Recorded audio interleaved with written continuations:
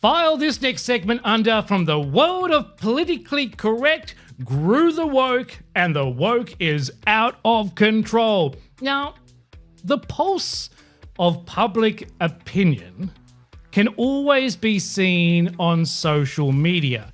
Then it slowly echoes from there across other forms of media. News, radio, TV, then movies, and then social construct. And one of the most popular social media platforms at the moment is TikTok.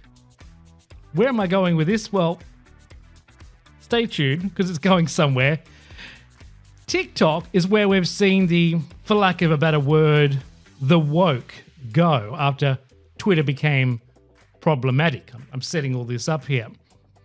Now, I get tagged in a lot of posts. You know, you get known for ranting on the radio, and then people start tagging you in stuff, and then all of a sudden your For You page becomes what's going on and what's been spoken about in the world of woke. Now, if you are up to date with the world of social media, you'll know exactly what I'm talking about.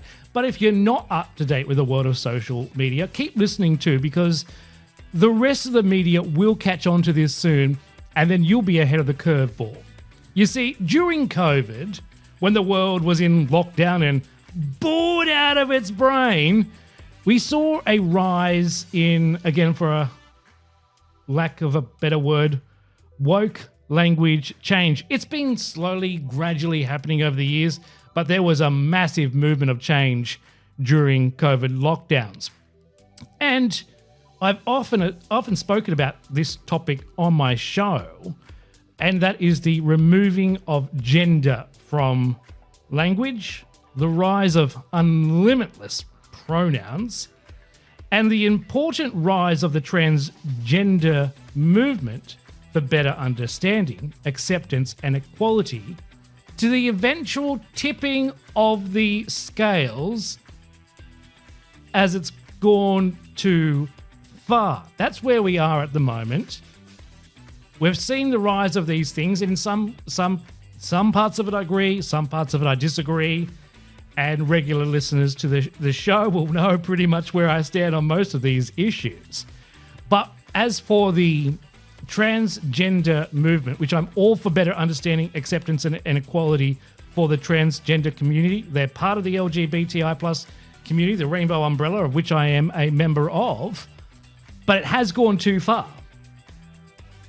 It's been tipped too far for a little while now, and all you have to do is speak in the slightest hint of caution about the transgender movement, and you get labelled a transphobe.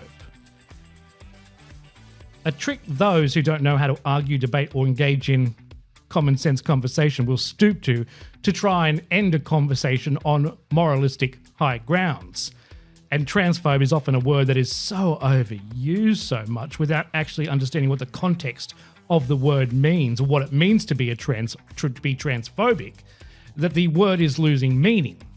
But what we've seen online of late are women rising and raising their voices about having their identities and the qualities that make them proud to be the people who they are, women, taken away from them, erased from existence. Women are no longer mothers, they're birthing persons. You can't say breastfeeding. It's politically correct now to say chest feeding. Women, biological women, well, they're now cis women. There are even trans, to prove a point that this has gone too far and the tipping scales are coming back, there are even trans men and trans women who are speaking out against their own community, saying that forcing biological women to label themselves as cis women without consent or and insisting that trans men and trans women simply be called women is hypocritical, which it is. This is coming from within the own trans community. The whole movement, the pronouns, the removing gender from language, the transgender movement to the extremes it's gone to, is borderline narcissistic. And I'm glad that women are now speaking up and out about it. Now, of course, being a white middle-aged man, I should not be speaking on trans issues. If I were to be politically correct, should not be speaking on trans issues or women's issues. But, you know, I wear the gay badge with pride. I've got my membership card, so I think that gives me some level of victimhood to step out and speak on it. You know, because that's the way it works on social media. You've got to be able to claim you're a victim to have a louder voice.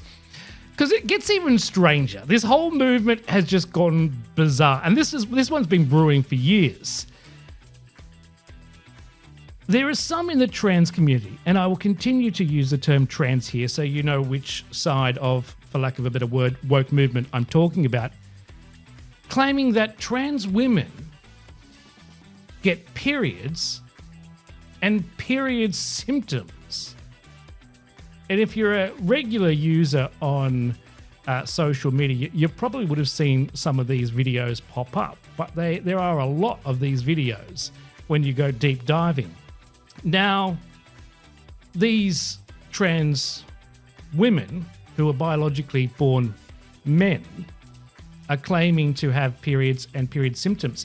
Period symptoms mainly, you know, the bloating, the cramps, all that sort of stuff, because that can be a cause of the medication they need to have to transition. But get periods?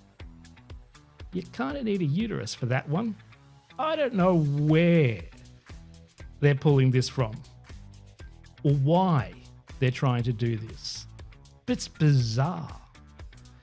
And this is a whole multi-level topic, and I've dived very deep, very quickly into multiple different topics at once. But that's how vast this has all been.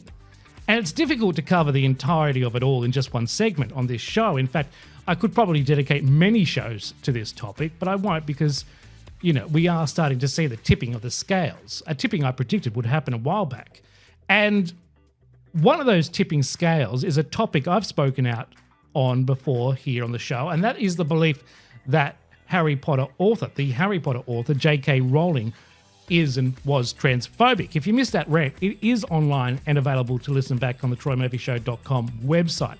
I spoke then, and I've spoken for years, that I disagree with public opinion. I don't believe J.K. Rowling is transphobic in what she said. And in my rant that I put to air at the beginning of this year, but have held this belief for a very long time,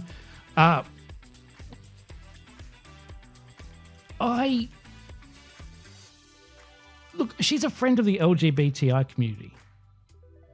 And it's good to see that others are now coming out and seeing it for what it is in the same way that I presented it as well.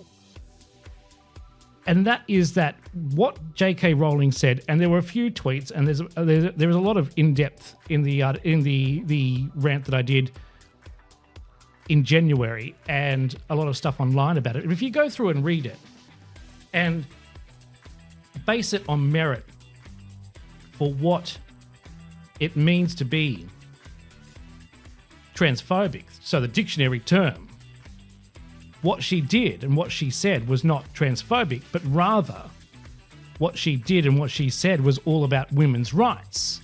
Remember that movement? Women's rights movement?